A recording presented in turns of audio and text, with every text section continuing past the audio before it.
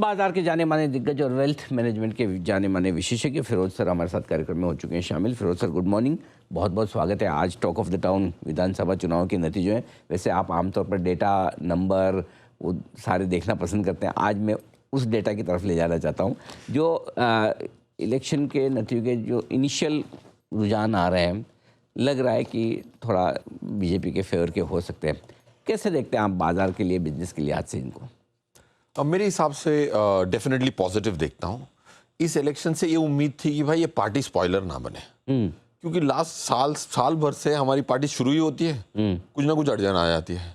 Correct. Last year अच्छा होने वाला था तो ट्रम्प साहब ने 7th को लिबरेशन डे डिक्लेयर कर दिया। राइट। फिर सेबी ने लॉन्ग पोजीशंस पे रोक लगा दी, फिर निकले ही थे, फिर और ट्रेड वॉर मजबूत हो गई 2 अगस्त में, फिर ईरान वॉर हो गया, फिर एसटीटी हो गई, राइट। कुछ ना कुछ हुआ। सो ये जो पार्टी स्पॉइलर हो सकता था सेंटिमेंट का, दैट आई थिंक, जो अगर ये भी बीजेपी गवर्नमेंट फॉर्म नहीं करती है तो भी चलेगा, बट क्योंकि इधर 42 लोकसभा सीट्स हैं, अगर आप 2014 में देखें तो 2 सीट थी, फिर 18 सीट हुई 19 में, और 24 में वापस 12 सीट हो गई थी पार्लियामेंट में वेस्ट बंगाल से। So this tells you that क्या ये 10-15 सीटें और आ सकती हैं 2029 में। Of course, that's a long way away. Correct. So party spoiling is out of the window. That's great. Second, I think it gives some solidity towards the 2029 elections. तो ये positive है सेंटिमेंट के लिए। बिजनेस के लिहाज से भी लगता है कुछ फ़र्क पड़ेगा कि बंगाल जितना पोटेंशियल है शायद उस लिहाज से बिजनेस कर नहीं पाया, काफ़ी लोगों का ऐसा मानना है। कुछ फ़र्क पड़ेगा ऐसा कि कुछ एक राज्य और अपना कंट्रीब्यूशन दे सकता है देश की इकोनॉमी में? बिल्कुल सर, अनिल सर आपने पैराफ्रेज इतना अच्छा कर दिया। ये एक्चुअली आप लास्ट में बोलते तो it would have been better. Precisely I think economy में कंट्रीब्यूशन काफी दशकों से वेस्ट बंगाल का काफी कम रहा है, एंड उधर की इकोनॉमी के लिए तो बुरा रहा ही है, एंड वो तो पोर्ट भी है, गेटवे है नॉर्थ ईस्टर्न साइड का, right. So I personally think faster execution हो जाएंगी प्रोजेक्ट्स की, इंडस्ट्रियल डेवलपमेंट होगा, इंफ्रास्ट्रक्चर डेवलपमेंट होगा, प्राइवेट इन्वेस्टमेंट्स किक इन हो जाएंगी, लॉ एंड ऑर्डर जो मैन्युफैक्चरिंग और बहुत सारे लॉजिस्टिक्स सेक्टर के लिए बहुत इंपॉर्टेंट होता है, perception of law and order भी बड़ा क्रिटिकल होता है, ये सब एड्रेस होंगे। फिजिकल डिसिप्लिन थोड़ा बढ़ेगा। So I think definitely economy wise government form करने में बहुत फायदा है। It could have some positive impact. जब तिनके को, मतलब तिनके का सहारा चाहिए, वो तो जरूर बन सकता है वेस्ट बंगाल के। अब थोड़ा दूसरे फैक्टर्स पे आते हैं। क्रूड $108 पे, अब ये समझ में आ रहा है कि खुश होना चाहिए कि 126 से 108 आ गया, या अभी दुखी हो 100 से 108 या 90 से 108 है? तो क्रूड की जो स्टोरी है ना सर, मैं एक गलत चला गया। मैंने बोला था आपके शो पे कि 120 का जो हुआ था, पीक इज बिहाइंड अस, करीबन थोड़ा सा $5-6 कुछ मोमेंटरीली पीक नहीं वाली एस्टैब्लिश जरूर हुई। 120 के ऊपर टिका नहीं, वो मुश्किल से घंटे 2 घंटे था बस। सो अगर ये अभी भी मेरी थॉट प्रोसेस है कि सस्टेन्ड वहां नहीं रह सकता, तो सवाल ये उठता है कि कितनी देर एलिवेटेड हो सकता है, वही सवाल है। अगर कितनी देर किधर एवरेज प्राइस क्या आएगी क्रूड की इस फाइनेंशियल ईयर की, I think that is the more important. That high peak median mean is what I am interested in. मेरे हिसाब से FY27 में क्रूड की मीडियन मीन समझ लेते हैं फॉर क्लोजिंग वैल्यूज 85 से नीचे आएगी, ये मेरा अंदेशा है, राइट। अगर ये है तो ठीक है। अगर मीन ही 95-98 आती है तो दिक्कत है। दिक्कत भी इनडायरेक्ट दिक्कत बहुत बड़ी है, एक्सचेंज रेट पे दिक्कत है, सेंटिमेंट पे दिक्कत है, FII के इन्फ्लोस पे दिक्कत है। बट आई थिंक अगर 85 is the mean, we will be okay. Of course impact पड़ेगा इन्फ्लेशन पे, बट इन्फ्लेशन शुक्र है कि आपका 3.12 आया हुआ लेटेस्ट मार्च वाला, which I think is well below the discomfort zone. ये बड़ी इंटरेस्टिंग चीज़ है। $85 के आसपास एवरेज कॉस्ट आ जाए साल भर की तो ठीक है। नतीजे चुनाव के हो गए, अब कंपनियों के रिजल्ट सीजन ठीक चल रहा है सर? रिजल्ट सीजन ठीक चल रहा है सर। रिजल्ट सीजन में भी एक होती है क्वांटिटी, दूसरी होती है क्वालिटी, मतलब साइज। जैसे फाइनेंशियल सर्विसेज की निफ्टी में 40% है, correct.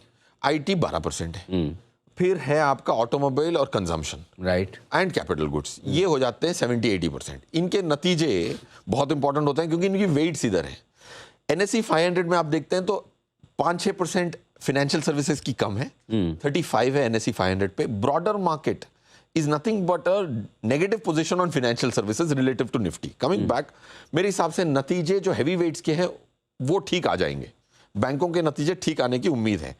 That's what I was trying to get to. तो 1175 1176 is the actual number of earning for Nifty. हमारा अंदेशा है 1100. अभी don't look at 26 FY26 1176 rupees की earnings on a constant constituent base, क्योंकि 4-5 कॉन्स्टिट्यूएंट हर साल चेंज हो जाते हैं. करेक्ट. तो उसी के बेस पे देखना पड़ता है ग्रोथ नंबर. अब एक कंपनी आनंद राठी की कंपनी अगर कोई नए इंडेक्स में आती है तो पुराने वाले जिसको निकाला है उसके साथ आप ग्रोथ कंपेयर नहीं कर सकते. Correct. So constant constituent growth of 8% और निफ्टी होती दिख रही है सर.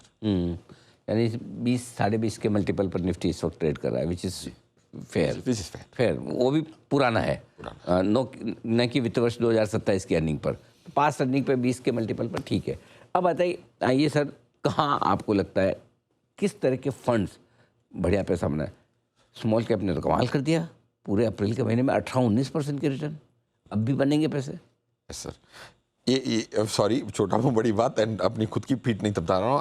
आपको याद होगा कि 9 मार्च से मैं कह रहा हूँ कि ब्रॉडर मार्केट आपको सेक्टर चुनने की जरूरत नहीं पड़ती. जितनी ऊपर होती है मार्केट उतना आपको स्पेसिफिक होना पड़ता है. Correct. जितनी नीचे होती है उतना आपको जेनरिक होना पड़ता है. करेक्ट.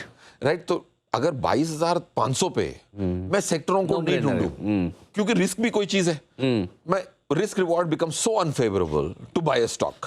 राइट. तो आप मेरे हिसाब से जैसे small cap did very well.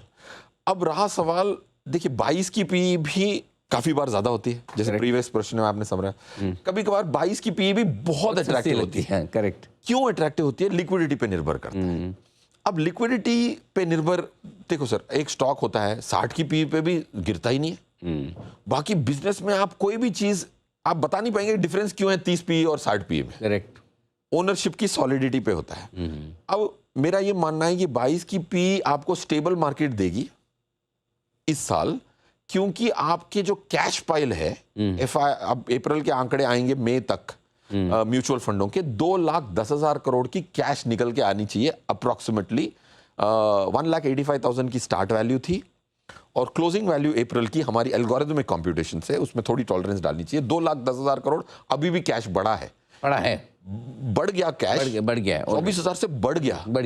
Ideally इतने पैसे, कितने पैसे लगा दिए ऑलमोस्ट इस साल, इस महीने अप्रैल के महीने 3,07,000 करोड़ डीआईएस के है. हाँ. कितने सर? 3,07,000. अब 3,07,000 डीआई के डलने के बाद अगर कैश की मात्रा बड़ी है तो एक अलग तात्पर्य निकलता है, और कैश की मात्रा अभी 10,000 करोड़ ही बचे हैं तो अलग मे के लिए अलग बुलिशनेस बेरिशनेस लगती है. तो मेरा ये मानना है कि कैश पाइल घट नहीं रहा. एफआई रोज बेचने के बावजूद आपकी 2,09,000 की कैश पाइल आने की उम्मीद है. म्यूचुअल फंडों ने डेली फ्लोज को अगर आप टोटल करते हैं तो 50,000 करोड़ डाला है. मेरा that's why I would say. तो पिछले 10 महीनों में लोकल फंड्स ने 3,07,000 करोड़ डाले हैं. पिछले 10 महीनों में एफआई ने 3,90,000 करोड़ का बेचा है. और जो आप पिछले महीने का पूछ रहे हैं वो नंबर मैं आपको बताता हूँ. पिछले महीने एफआई ने बेचा है 70,000 करोड़, प्रिसाइजली 70,153 करोड़, और घरेलू फंड ने खरीदा है 51,064 करोड़, 51,000. तो इस बार थोड़ा हाथ रोका, पैसे पड़े इनके पास. करेक्ट. अब इसमें मैं थोड़ी माइक्रोस्कोपिक स्प्लिट देता हूँ. डीआई की देखता हूँ वीकली. एक होता है mutual fund, insurance company, PMS, AIF और बैंक की ट्रेजरी. करेक्ट. ये सबको नहीं, बैंक की ट्रेजरी को डीआई में नहीं काउंट करते. ये 4 काउंट. अप्रैल के लास्ट हफ्ते में इंश्योरेंस कंपनी ने 4,400 करोड़ बेचा है. म्यूचुअल फंडों ने 14,000 करोड़ खरीदा है, पीएमएस ने 1,200 बेचा है और एआईएफ ने 1,800 बेचा है.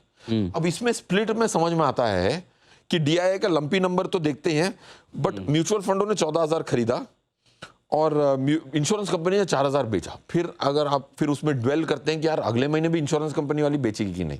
तो डीआई के बाद जब मैं माइक्रोस्कोपिक देख रहा हूं तो सिर्फ म्यूचुअल फंड अपना झंडा गाड़ के बैठा है. करेक्ट. तो अब सवाल उठता है कि म्यूचुअल फंड में लास्ट वीक पैसे कितने आए? करेक्ट. लास्ट वीक 8,552 रुपए आए हैं, 52 करोड़ रुपए आए हैं. 52 करोड़, 8,552. ये नंबर आपको अभी नहीं मिलेगा. 9 तारीख 10 तारीख को एम्फी और अभी रिलीज करेंगे, but that's so mutual fund got money last week. 14,000 crore लगाया, 8,000 करोड़ आया. अनिल साहब 5,000 करोड़ उन्होंने कैश पाइल कल लास्ट वीक कम किया.